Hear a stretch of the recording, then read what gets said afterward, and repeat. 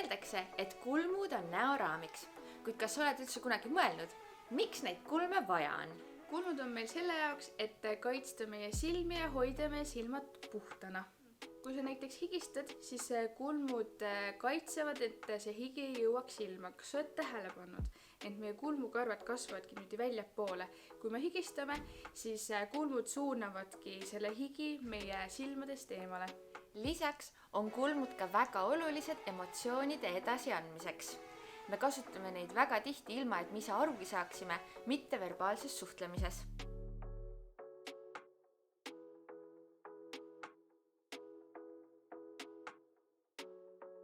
Läbi ajaloo on moes olnud väga palju erinevaid kulme. Näiteks 1920 oli väga populaarne hästi peenikesed, ära kitkutud, alla suunatud kulmud.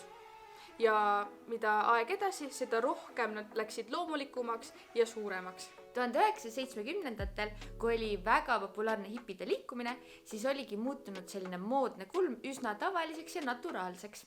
Kuid juba 1980-ndatel võimendati kulmu ekstra suureks ja lopsakaks. 1990-ndatel oli taaskord jälle moes ära kitkutud peenikesed kulmud. Kuid tänapäeval, nagu me teame, siis on taaskord moes loomulikud kulmud. Nagu ajalugu on näidanud, siis on trendidel komme tagasi tulla. Aga mis meil tulevikus moes on, eks seda näeme. Vaatame nüüd, kuidas siis neid kulme värvida. Kõige esimese asjana me võiksime kõigepealt oma kulmud ära mõõta. Selle mõõtmiseks oleks meil vaja mingit sirget asja. Selleks võid kasutada näiteks meigipinslit. Mina täna kasutan kulmu ja ripsmeharja. Võtan selle niipidi kätte ja panen selle siia oma nina nurka. Ja see peab minema läbi siis silma sisenurga ja saangi selle kulmu alguse kätte.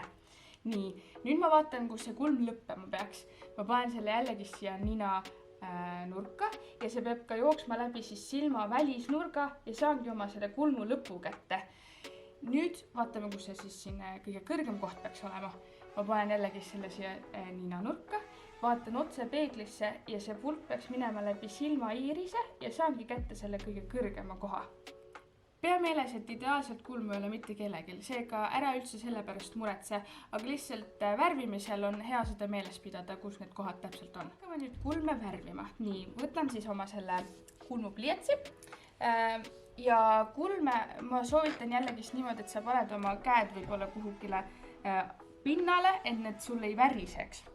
Ja kulmu värvimist alustatakse sealt, kus on kulm juba naturaalselt tegelikult tumedam. Ehk kui sa praegu mu kulme vaatad, siis ma juba näen, et näiteks mul siit hakkab alles kulm minema tumedamaks. Seega ma alustangi värvimist sealt. Kulmu värvin niimoodi, et tõmban lihtsalt selliseid väikseid nagu joonekesi, et see on küll pliiats, aga konkreetselt niimoodi see oma kulmule nagu raame ümber ei tee, eks ole. Et kindlasti muidugi jälgi, kus su enda kulmukarvad on, aga lihtsalt teed selliseid pisikesi lööke.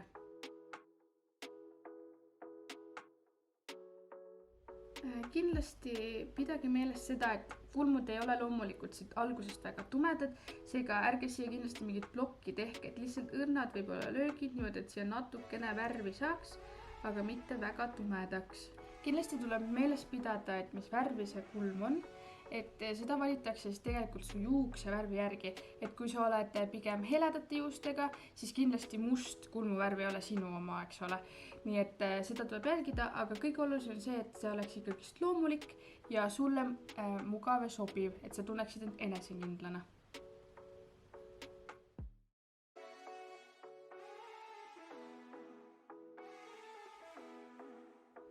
Kui kulmud on värvitud, siis me võiksime kulmud ära kammida.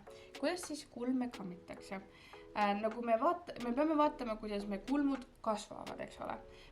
Meil on siit algusest on kulmud kasvavad niimoodi üles ja siis niimoodi vaikselt suunavad niimoodi väljapoole, eks ole. Ja siis kulme kammitakse niimoodi, et alguses siis natuke üles ja natukene niimoodi külje peale. Niimoodi. Nii ja teine kulm ka.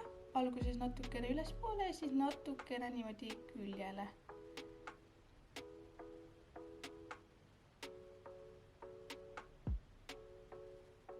Kui sul läheb midagi sassi, näiteks natuke siit kulmu äärest tuli kusagilt liiga palju värvi, siis võta vatitikk ja vatitikuga saad niimoodi kohe lihtsalt ära parandada selle koha. Kui sulle aga tundub, et see värv tuli liiga tume, siis samamoodi vatitikuga lihtsalt käi niimoodi oma kulmud natuke üle ja siis ta peaks minema natukene heledamaks, sest et siis jääb vatitikule seda värvi külge, nagu näha. Näitan ka teile alternatiivi, millega saab kulme värvida. Meil on näiteks siin täna selline palletikene, kus on siis 2 värvi. On tumedam värv, on heledam värv ja on ka vaha. Ja vaha siis kasutatakse selle jaoks, et kulmukarvad jääksid nagu sinna kohta, kus sa põhimõtteliselt tahaksid, et need oleksid, sest et karvad, need liiguvad, eks ole, siis vaha jätab need sinna, kus sa tahad, et need oleksid.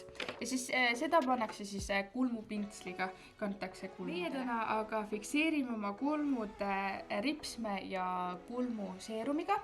Seda saab siis kasutada ka tegelikult ripsmetel, aga meie kasutame täna kulmudel ja see on siis selline, nagu näeb välja nagu ripsmeduš ja siis samamoodi nagu me kammisime kulme, lihtsalt kanname selle oma kulmudele. Niimoodi, et alguses natuke ülespoole ja siis natukene külgedele.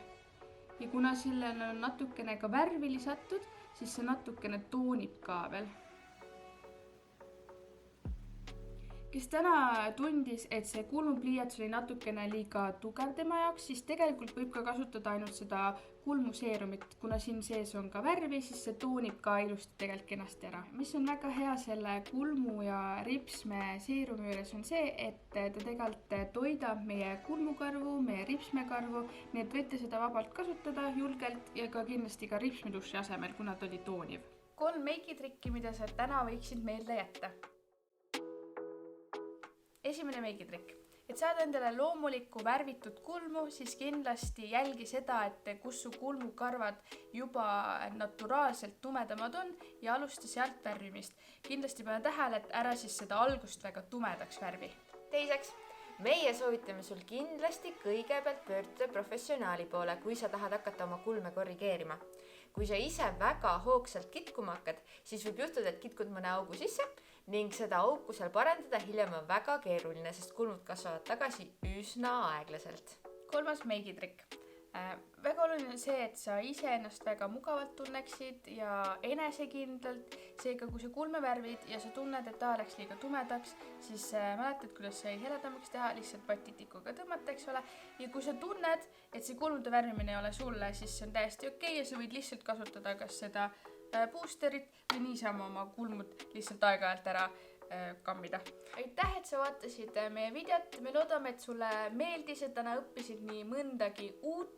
Kindlasti jälgi ka meid sotsiaalmeedias, Facebookis, Instagramis ja TikTokis. Lisaks näed meie kodulehel www.meigipidu.ee infot meie üritustest.